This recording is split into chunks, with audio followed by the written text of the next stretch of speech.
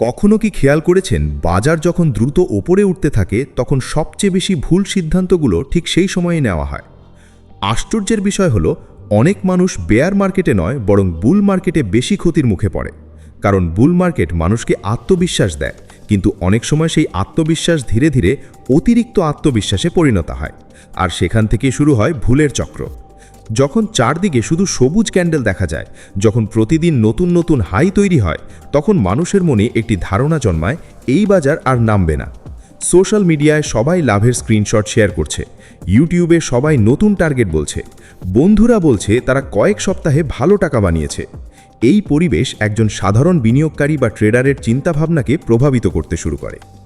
বুল মার্কেটের সবচেয়ে বড় সমস্যা হলো ফোমো বা ফিয়ার অফ মিসিং আউট। মানুষ মনে করতে শুরু করে যে যদি এখনই বাজারে না ঢোকে তাহলে জীবনের সবচেয়ে বড় সুযোগ হাতছাড়া হয়ে যাবে। ফলে অনেকেই কোনো বিশ্লেষণ ছাড়াই শুধু দাম বাড়ছে দেখে কিনে ফেলে। তারা কোম্পানির ফান্ডামেন্টাল দেখে না, ঝুঁকি বোঝে না, শুধু ভাবে দাম যেহেতু বাড়ছে আরও বাড়বেই।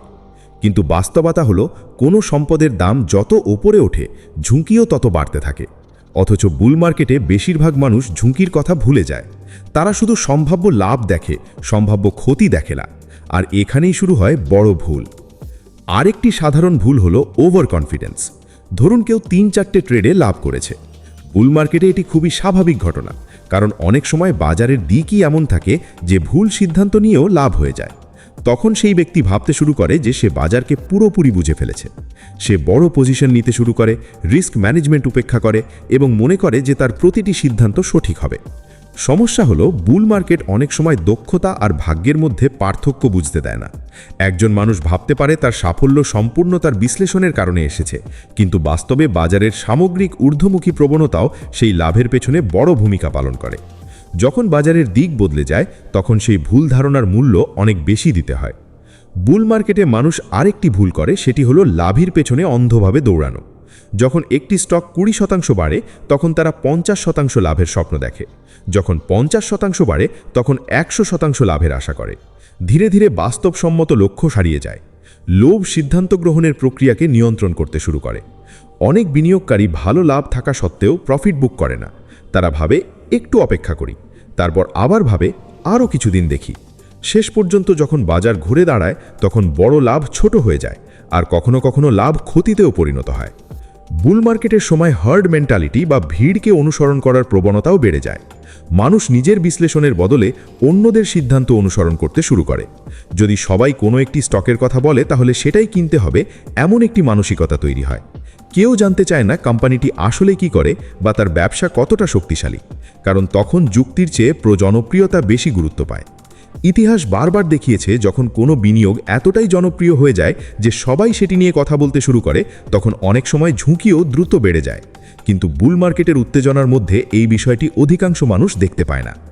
আরেকটি গুরুত্বপূর্ণ কারণ হলো কনফার্মেশন বায়াস। মানুষ তখন শুধুমাত্র সেই তথ্যগুলো খোঁজে যা তাদের বিশ্বাসকে সমর্থন করে। যদি তারা মনে করে বাজার আরও বাড়বে তাহলে তারা শুধু সেই খবরগুলো পড়ে যা এই ধারণাকে শক্তিশালী করে। নেতিবাচক তথ্য বা সতর্কবার্তা তারা উপেক্ষা করে। ফলে তারা একটি অসম্পূর্ণ ছবির ভিত্তিতে সিদ্ধান্ত নিতে শুরু করে। বুল মার্কেটের সময় নতুন বিনিয়োগকারীদের প্রবেশও অনেক বেড়ে যায়। তারা বাজারে আসে কারণ তারা অন্যদের লাভ করতে দেখে, কিন্তু বেশিরভাগ ক্ষেত্রেই তারা ঝুঁকি, ভোলাটিলিটি এবং মার্কেট সাইকেল সম্পর্কে পর্যাপ্ত ধারণা নিয়ে আসে না। তারা শুধু ফলাফল দেখে, প্রক্রিয়া দেখে না। ফলে বাজারে সামান্য সংস্করণ এলেই তারা আতঙ্কিত হয়ে পড়ে এবং ভুল সময়ে বিক্রি করে দেয়।